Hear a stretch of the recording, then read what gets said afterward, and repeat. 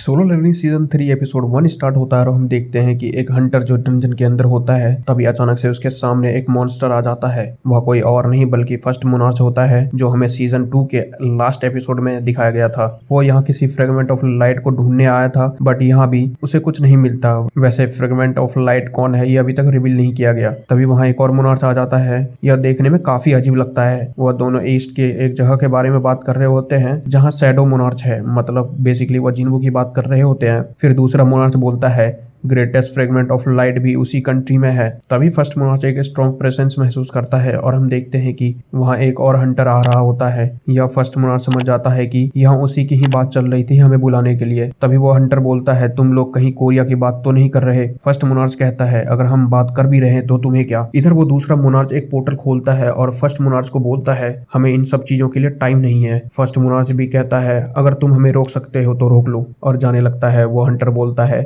मैं तुम्हें इतनी आसानी से जाने नहीं दूंगा। वह उस पर अटैक कर देता है लेकिन फर्स्ट मोनार्च एक आइस बॉल बनाकर उसके अटैक को रोक लेता है और हमें पता चलता है कि यह हंटर कोई और नहीं बल्कि जिन्हो के फादर है। सीन शिफ्ट होता है और हमें एक रेड गेट दिखाया जाता है जिसमें जिन्हो गया था। वहां अब उसका सामना डंजन के बॉस से होता है। बॉस काफी गुस्से में होता है। वो बोलता है तुमने अभी तक बहुत अच्छे से फाइट किया है और जिंदा भी हो बट अब तुम चारों तरफ से घिर चुके हो। इस जंगल में चारों तरफ मेरी आर्मी फैली हुई है। फिर वो अपनी आर्मी को आवाज लगाता है बट बहुत देर तक वहां कोई नहीं आता। जिन्हो स्माइल करता है और वो अपनी शैडो आर्मी को बाहर आने के लिए कहता है और हमें दिखाई देता है कि जिन्हो के शैडो सोल्जर ऑलरेडी सब मॉन्स्टर को मार चुके थे और वो लोग उनकी डेड बॉडीज को बाहर लेकर आ जाते हैं। यह देखकर बॉस और भी ज्यादा गुस्सा हो जाता है। फिर वो अपने बचे हुए मॉन्स्टर को अटैक करने के लिए बोलता है लेकिन इधर जिन्हो भी अपने शैडो सोल्जर को भेज देता है। जिन्हो के शैडो सोल्जर्स आसानी से सारे मॉन्स्टर को मार देते हैं। अब सिर्फ बॉस बचता है। वो यह सब देखकर और भी ज्यादा गुस्से में हो जाता है और जिन्हो की तरफ अटैक करने के लिए आगे बढ़ता है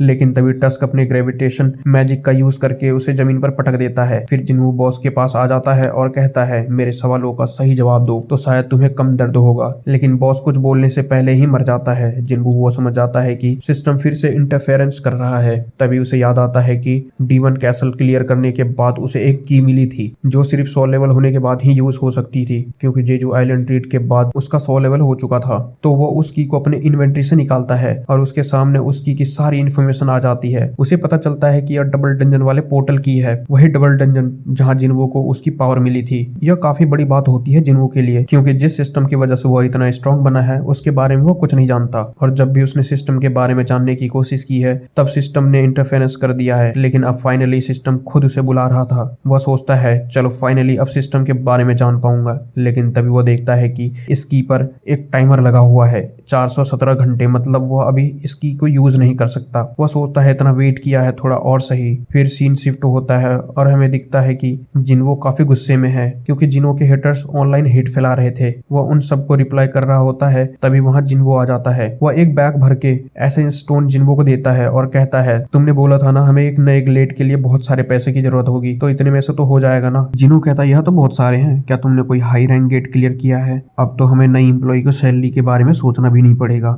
जिन्हो कहता है अरे हाँ मैं तो एम्प्लॉयज के बारे में भूल ही गया था, हमें नई ग्लेड के लिए एक नई एम्प्लॉय भी ढूंढना होगा। जिन्हो कहता है हाँ वो तो है, क्या तुमने अभी तक हमारे गिल्ड का नाम सोचा है? फिर दोनों गिल्ड के नाम को लेकर काफी डिस्कस करते हैं। तभी जिन्हो बोलता है सोलो प्ले गिल्ड नाम कैसा होगा। जिन्हो को यह नाम बिल्कुल पसंद नहीं आता बट वो कुछ बोलता भी नहीं। वो मन ही मन में सोचता है कहीं हम मजाक तो नहीं, भला अपने गिल्ड का नाम कोई ऐसा कौन रखता है। तभी डोरबेल बजती है। जिन्हो गेट खोलता है और वहाँ हंटर चा होती है। यह देख के जिन्हो शॉक हो जाता है लेकिन वह जिन्हो से मिलने आई होती है। जिन्हो पूछता है तुम यहाँ क्या करने आई हो? चा बोलती है मुझे तुम्हारा गिल्ड ज्वाइन करना है। जिन्हो पूछता है क्या चेयरमैन ने तुम्हें यहाँ भेजा है या फिर जोंगिन ने तुम्हें अपने गिल्ड से निकाल दिया? चा बोलती है नहीं ऐसा कुछ भी नहीं है। जिन्हो पूछता है तो फिर तुम्हें हमारा सोलो प्ले गिल्ड क्यों ज्वाइन करना है? यह सुनकर चा शॉक हो जाती है। वो पूछती है क्या तुम सच में अपने गिल्ड का नाम सोलो प्ले रख रहे हो? जिन्हो कहती है हाँ मैंने और हमारे वाइस गिल्ड मास्टर ने मिलकर डिसाइड किया है। जिन्हो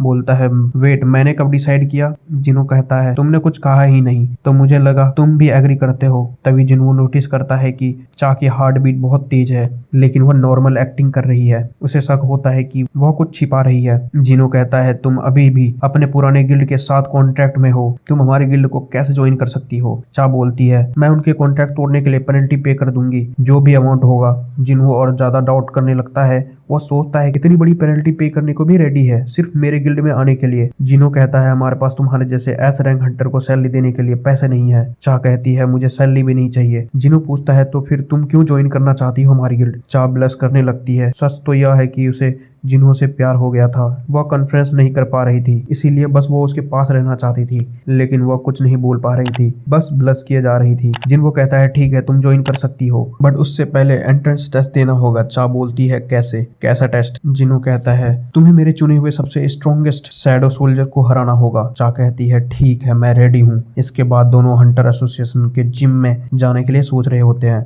एंट्रेंस एग्जाम के लिए, लेकिन जिम काफी दूर होता है। तो जिन्हो सोचता है क्यों ना शैडो एक्सचेंज स्किल का यूज किया जाए, इसी बहाने उसे भी पता चल जाएगा कि वो अपने साथ किसी और को भी टेलीपोर्ट कर सकता है या फिर नहीं। चा को थोड़ा सा पास बुलाता है और शैडो एक्सचेंज स्किल का यूज करता है और फिर स्किल काम भी कर जाती है और वह दोनों एक साथ जिम में टेलीपोर्ट हो जाते हैं। चा यह देखकर काफी हैरान भी हो जाती है कि यह कैसे हुआ। जिन्हो बोलता है चलो शुरू करते हैं अब, लेकिन चा कहती है 1 मिनट, मैंने अपना वेपन तो ऑफिस में ही छोड़ दिया। फिर जिम के स्टोरेज रूम से वह एक शॉट ले आती है और कहती है मैं अब रेडी हूँ। जिन्हो एग्रीस को सम्मान करता है और बोलता है मेरे शैडो आर्मी का सबसे बेस्ट शॉटमैन यही है। चा पूछती है विनर कैसे डिसाइड होगा। जिन्हो बोलता है जब तक तुम मेरे शैडो सोल्जर को डिस्ट्रॉय ना कर दो या फिर जब तक तुम खुद से सरेंडर ना कर दो। जिन्हो सोच रहा होता है कि मैंने चा से बोला तो था कि मैं अपने सबसे स्ट्रॉन्ग सोल्जर को यूज करूंगा, लेकिन बेरू को चा के सामने लाना सही नहीं होगा। जेजू आइलैंड पर उसकी वजह से ही चा इतनी ज्यादा घायल हो गई थी,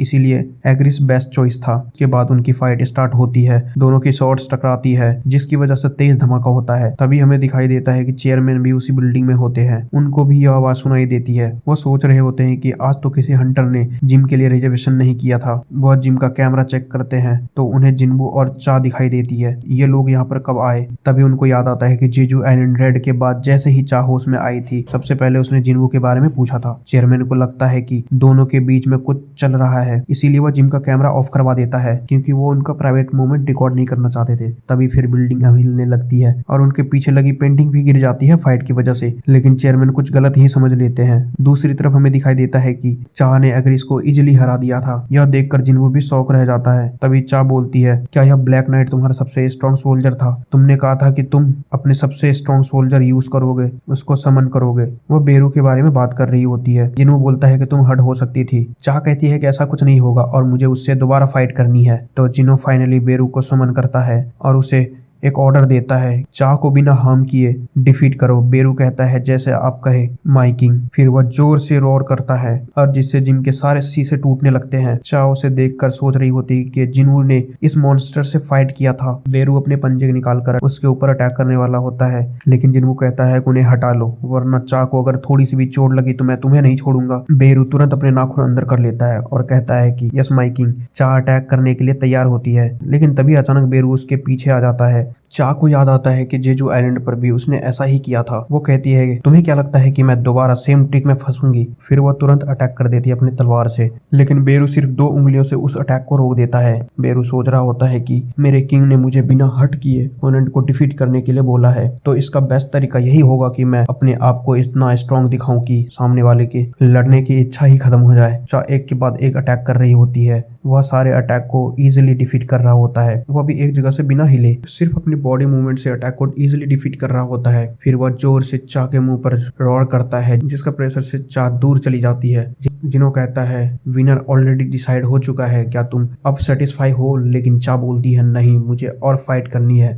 जिन्हों को पता था कि बेरू उसके दूसरे शैडो सोल्जर से काफी अलग है, उसका जन्म सिर्फ किलिंग के लिए हुआ था। लेकिन जिन्हों देख रहा होता है कि बेरू किलिंग इंसेक्ट को दबा रहा होता है। उनका फाइट दोबारा स्टार्ट होता है, लेकिन इस बार बेरू सिर्फ डिफीट ही नहीं कर रहा होता बल्कि अटैक भी कर रहा होता है। इस वजह से चा की तलवार भी टूट जाती है, लेकिन फिर भी चा हार नहीं मानती। वो डिसाइड करती है कि वो अपना सबसे स्ट्रॉन्ग अटैक यूज करेगी और वो एक ही बार में फाइट खत्म करेगी। फिर वो ब्लेड ऑफ लाइट बनाती है और इस बार फाइनली अपने अटैक बेरू के ऊपर कर देती है। वह शॉट बेरू के चेस्ट में घुस जाती है। तभी हमें दिखाई देता है कि इस अटैक की वजह से बेरू अपने अंदर के किलिंग इंसेक्ट को ज्यादा देर तक कंट्रोल नहीं कर पाता और पूरे गुस्से में आ जाता है। उसे एंड क्वीन की बातें याद आने लगती है। वह जिन्हों का ऑर्डर भूल जाता है और एंड क्वीन का ऑर्डर फॉलो करने लगता है। मुझे अपने एनिमी को जान से मारना ही होगा।